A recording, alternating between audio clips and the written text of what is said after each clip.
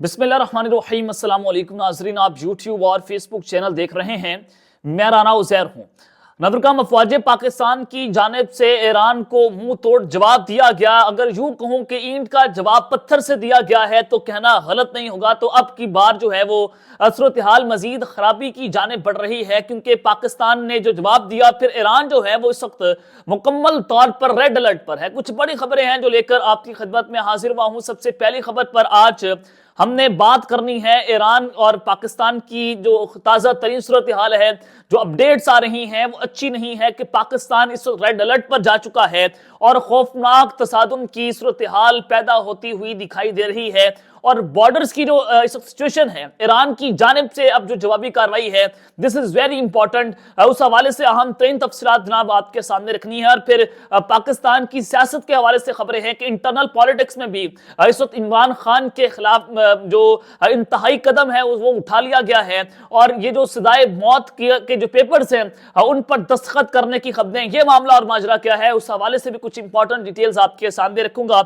और शरीफ खानदान की एक गिरौनी साजिश जो है वो पकड़ी गई है। एक नया प्लान सामने आया है और इस प्लान का भांडा मैं नहीं फोड़ रहा, बल्कि खुद इनके घर के भेदी ने उस प्लान का भांडा फोड़ दिया है, जिसके बाद जो है वो इमरान खान मजीद उनको दीवार से लगाया जाएगा।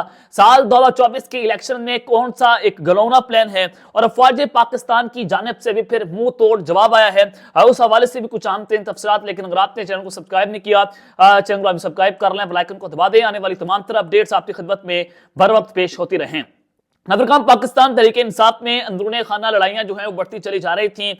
रऊफ हसन और शेर अफजल मरवत एक दूसरे के आमने सामने आए। फिर एक नोटिफिकेशन जारी होता है जिसमें यह भी कहा गया कि जो शेर अफजल मरवत साहब हैं उनको कराची से वापस बुलाया गया इमरान खान साहब की डायरेक्शंस पर कि आपको इमरान खान ने इस्लामाबाद तलब किया है, फिर आप मेरे से आकर मिले जेल में। तो शेर अफजल मरवत साहब ने आज इमरान खान साहब से मुलाकात की। मुलाकात करके वो बाहर आए। बैरिस्टर गौहर अली खान साहब के साथ उन्होंने एक प्रेस कॉन्फ्रेंस की, जिसमें उन्होंने कहा कि जो मेरे खिलाफ या जो मेरे हवाले से नोटिफिकेशन जारी हुआ पाकिस्तान तहरीक इंसाफ ने किया, उससे इमरान खान साहब लाइल्मी का इजहार कर चुके हैं। शेर अफजल मरवत साहब ने कहा कि हामिद खान पीटीआई के चेयरमैन बनना चाहते थे, मैंने मुखालफत की, इसलिए मेरे खिलाफ बयान दे रहे हैं। उन्होंने सहाफियों से गुफ्तगू करते हुए कहा कि रऊफ हसन, शुएब शाहीन और हामिद खान तीनों एक ग्रुप का हिस्सा हैं। इमरान खान बैरिस्टर गौहर को पार्टी चेयरमैन बनाना चाहते थे। पार्टी के अंदर कुछ लोग उन समय चाहते थे कि पानी चेयरमैन पीटीआई का फैसला उस रात कौम को ना बताऊं। जब मुझे एहसास हुआ ये सब गेम है और ये अपने हक में ये सब कर रहे हैं, तो मैंने बाहर प्रेस कॉन्फ्रेंस में मीडिया को वो बताया जो इमरान खान का फैसला था। उन्होंने एक सवाल के जवाब में कहा कि लाहौर जाकर इंटरव्यू देने को तैयार हूं, लेकिन ये गारंटी दी जाए कि लाहौर पुलिस गिरफ्तार नहीं करेगी। शेर अफजल मरवत साहब ने एक और सवाल के जवाब में कहा कि पंजाब में इंतखाबी मुहिम के लिए जरूर जाऊंगा, लेकिन इमरान खान ने मुझे हुक्म दिया। तो उन्होंने कहा कि तनकीद करना आसान होती है, लेकिन रऊफ हसन, शुएब शाहीन और हामिद खान को भी इंतखाबी मुहिम हिस्सा लेना चाहिए।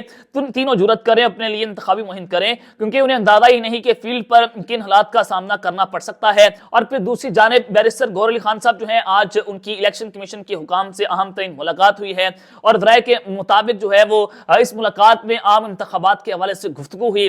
और बैरिस्टर गौहर अली खान ने इंतखाबात में लेवल प्लेइंग फील्ड से मुतल्लिक अपने तहफ़्फ़ुज़ात का इजहार किया। बैरिस्टर गौहर ने इलेक्शन कमीशन से मुलाकात के बाद जो है वो गुफ्तगू करते हुए कहा कि हमारी कोशिश थी कि हमारा इंतखाबी निशान आम होता, ताकि वर्कर्स कंफ्यूज ना होते। हम नजरसानी की अपील दायर करेंगे, क्योंकि ये हमारा आईनी और कानूनी हक है।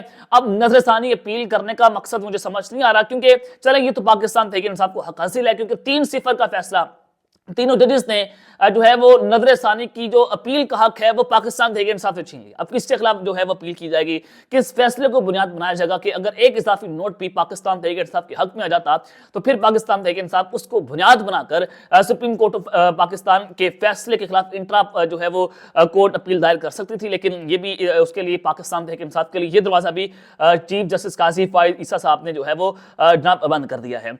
इस वक्त चाहे नून लीग हो, पीपल्स पार्टी, इस्तेकाम पाकिस्तान पार्टी, ये जनाब गेट नंबर 4 की जानिब देख रहे हैं और वो ये बात कर रहे हैं कि किसी न किसी तरीके से वो लोग जो हैं वो इनको ले आए। इस्तेकाम पाकिस्तान पार्टी चाहती है कि पंजाब और वफाक में इत्तेहादी हुकूमत बनाने में कामयाब हो जाएं। बिलावल भुट्टो जो है वो चाहते हैं कि उनको वफाक मिल जाए, सिंध भी उनको मिल जाए। पाकिस्तान मुस्लिम लीग नवाज वाले तो सादा अक्सरियत की बात कर रहे हैं, 2/3 की बात कर रहे हैं कि हमें 2/3 से लाया जाए। तो आज बिलावल भुट्टो साहब ने भी जनाब तमाम हदें पार कर दी हैं। और इसे कहते हैं इक़्तिदार की हवस, कि इक़्तिदार की हवस के लिए कि लोग किस हद तक जा सकते हैं इसका आप अंदाजा नहीं लगा सकते। तो उन्होंने कहा कि फौज के साथ कौम खड़ी है, लेकिन हम हर तरफ से झगड़े के मुतहम्मिल नहीं हो सकते। ईरान की जानिब से पाकिस्तान पर हमले पर हैरान हूँ। ईरानी जारियत की मजम्मत करता हूँ। ईरान ने जो कुछ किया ये खत्ते के लिए सही नहीं है। भारत से ताल्लुकात और फिर अफगानिस्तान में क्या हो रहा है, इस सूरत हाल में हम हर तरफ से झगड़े के मुतहम्मिल नहीं हो सकते। इसलिए ईरान की मसले का हल खारजा सतह पर निकालना चाहिए। पीपल्स पार्टी वालों के ज़रदारी साहब के ईरान के साथ ताल्लुकात बहुत अच्छे हैं, तो इस हवाले से ये खुलकर बात शायद ईरान पर नहीं कर पा रहे, जिस तरह से दूसरी पार्टी या पाकिस्तान मुस्लिम लीग नवाज या पीटीआई या फिर दीगर लोग जो है उस पर बात कर रहे हैं। साबिक वज़ीर खारजा ने कहा कि वज़ीर खारजा की हैसियत से ईरान से सिक्योरिटी चैलेंजेस पर बात होती रहती थी। हमारे अमन के पैगाम को कमजोरी ना समझा जाए और हमारे पास हथियार और ताकत सब है। दुश्मन तो जानते हैं और दोस्त भी ख्याल करें। पाकिस्तान समेत कोई अपने मुल्क की सालमत पर वार जो है वो बर्दाश्त नहीं करेगा। तो जनाब ये सारी चीजें तो हैं आपके सामने। अभी सबके अंदर अफवाज पाकिस्तान जो है वो इस वक्त रेड अलर्ट पर है, लेकिन उससे पहले मैं आपको एक गिरौनी साजिश का जो है वो खबर देना चाहता हूं कि शरीफ खानदान की जानिब से गिरौनी साजिश तैयार हुई है। और ये गिरौनी साजिश आपके सामने मैं खबर रख देता हूं, बल्कि वीडियो क्लिप भी चलवा देता हूं, आपको अंदाजा हो जाएगा कि ये किस हद तक जो है वो जाने को तैयार हो चुके हैं। जनाब पाकिस्तान तहरीक इंसाफ से बल्ले का निशान वापस लेने की असल जो मकसद था वो आपके सामने मैं रखना चाहता हूँ।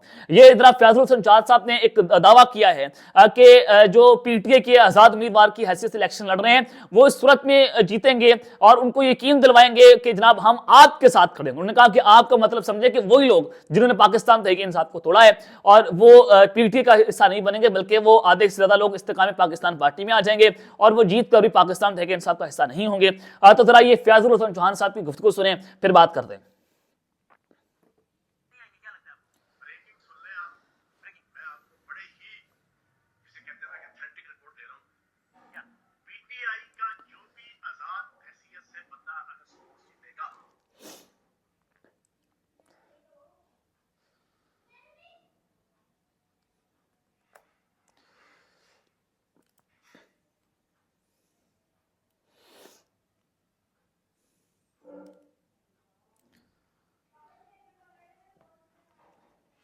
तो जी आपने ये वीडियो क्लिप फैजुल हुसैन चौहान साहब का सुन लिया कि जो पीटीआई का बंदा इलेक्शन जीतेगा वो पीटीआई का नहीं बल्कि उनका जो है वो हामी बाद में बन जाएगा। तो आज जलसा था जनाब हफ्जाबाद में और फिर मरीम नवाज जो है उनकी जरा जो स्पीच थी वो सुन लें और फिर नवाज शरीफ साहब ने उस पर बात की है। अब ये पूरा प्लान इनका आपने समझना है कि होने क्या जा रहा है। मरीम नवाज ने कहा कि हम 28 मई वाले हैं, 9 मई वाले नहीं हैं। जनाब आप जो हैं वो डॉन लीक्स वाले हैं। आपने कहा कि जो दिल्ली के अंदर मुंबई में हमले हुए उसमें पाकिस्तान की एजेंसीज इन्वॉल्व थी। आप जनाब हुर्रियत रहनुमा से नहीं मिलते थे भारत जाकर, आप बल्कि मोदी के साथ मिलते थे। आप यहाँ से आमों की पेटियां वहां पर भेजते थे भारत में।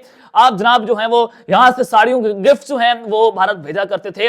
आप जो मोदी को अपनी नवासी की शादी पर जो है वो पाकिस्तान बुलाते थे। आप तो वो लोग हैं। और आपने जनाब जिस तरह के बेहुदा किस्म के नारे लगाए, आपने पाकिस्तान की अफवाज के खिलाफ जो प्रोपेगेंडा किया, आप वो लोग हैं। चलो 9 मई जिसने भी किया उसकी तहकीकात हो जानी चाहिए और तहकीकात में अगर इमरान खान साहब मुर्द इल्जाम ठहरते हैं तो जरूर उनको सजा होनी चाहिए। अगर कोई और मुर्द इल्जाम ठहरता है उसको सजा होनी चाहिए। इसकी तहकीकात लाजमी है। पूरी कौम के सामने वो इन्वेस्टिगेशन आने चाहिए कि असल 9 मई का जो मास्टरमाइंड है वो कौन है। तो मरियम नवाज जो है वो अब ये जनाब पांव पकड़ रही हैं, हाथ बांध रही हैं कि जनाब खुदारा हमने तो आपके खिलाफ ऐसा कुछ नहीं किया जो पाकिस्तान तहरीक इंसाफ ने कर दिया 9 मई, तो लिहाजा हमें आप इक्तदार में ले आए। अब ये बेसिकली आग लगाने की जो है वो कोशिश है।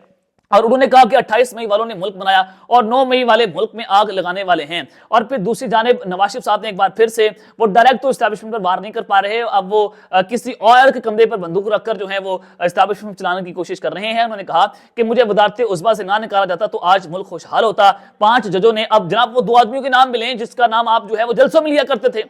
आप हमेशा से आपने उन 2 जो आदमी हैं जो ताकतवर शख्सियत थी उनका नाम आपने लिया नहीं, आपने उनका मामला अल्लाह पर छोड़ दिया। अब जो 5 जजेस हैं आप उन बेचारों को घसीटने की कोशिश कर रहे हैं। आप जनाब जो वोट को इज्जतों का नारा आप लगाते थे और आपने जनाब बूटों की जो पॉलिसी अपने मुंह पर मल ली है। तो ये आपने इनकी जो इंटेलेक्चुअल बदयानती है उसको समझना है। और उन्होंने कहा कि 5 जजों ने 25 करोड़ लोगों के नुमाइंदों को बेटे से तनख्वाह न लेने पर निकाल दिया। तो ये जनाब आपके सामने है। और फिर दूसरी जानिब عمران خان صاحب جو ہیں ان کے جو ہے وہ سزائے موت کے پیپر پر دستخط اور سائفر کا معاملہ اس وقت بڑا گھمبیر ہوتا چلا جا رہا ہے اور عمران خان صاحب کے الٹا یہ گلے پڑ گیا. تو میں نے آپ کو بتایا تھا کہ اسلام آباد ہائی کورٹ سے جو سائفر کا کیس اڑایا گیا اور جو کاروائی کو روکا گیا, تو میں نے آپ کو بتایا تھا کہ جناب دوبارہ عدالتیں لگے گی, دوبارہ کاروائی ہوگی, شاید دوبارہ ایک نیا جج آ جائے, لیکن اس کیس میں عمران خان صاحب کو پھانسی کی سزا دینا مقصود ہے.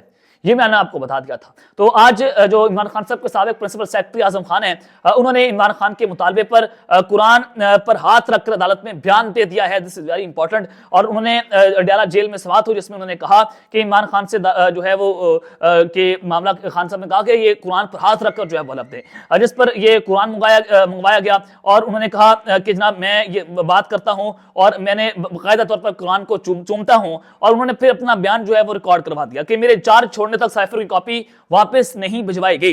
روایت کے مطابق سائفر کی کاپی واپس وزارت خارجہ کو بھجوائی جاتی ہے اور اس معاملے میں ایسا نہیں کیا گیا. سائفر کی کاپی واپس نہ بھجوانے پر پی ایم ایس اور سٹاف کو متعدد بار آگاہ کیا اور میرے 161 اور 164 کے بیان حلف پر ریکارڈ نہیں ہوئے. اعظم خان نے بتایا کہ فارن سیکرٹری نے کال کر سائفر ٹیلی گرام کا بتایا اور سابق وزیر خارجہ شاہ محمود قریشی مجھ سے پہلے وزیر اعظم سے سائفر پہ بات کر چکے تھے. اور اعظم خان نے بیان دیتے ہوئے کہا کہ مارچ 2022 کو میرے عملے نے سائفر کاپی مجھے فراہم کی. سائفر کاپی میں نے لی اور اگلے روز وزیر اعظم عمران خان کو دے دی. وزیر اعظم نے بتایا کہ وزیر خارجہ نے اس معاملے پر بات کی ہے اور سائفر کاپی مجھ سے لے لی اور اس میں ہمارے سفیر کو یو ایس مشن سے ملاقاتوں کا ذکر تھا.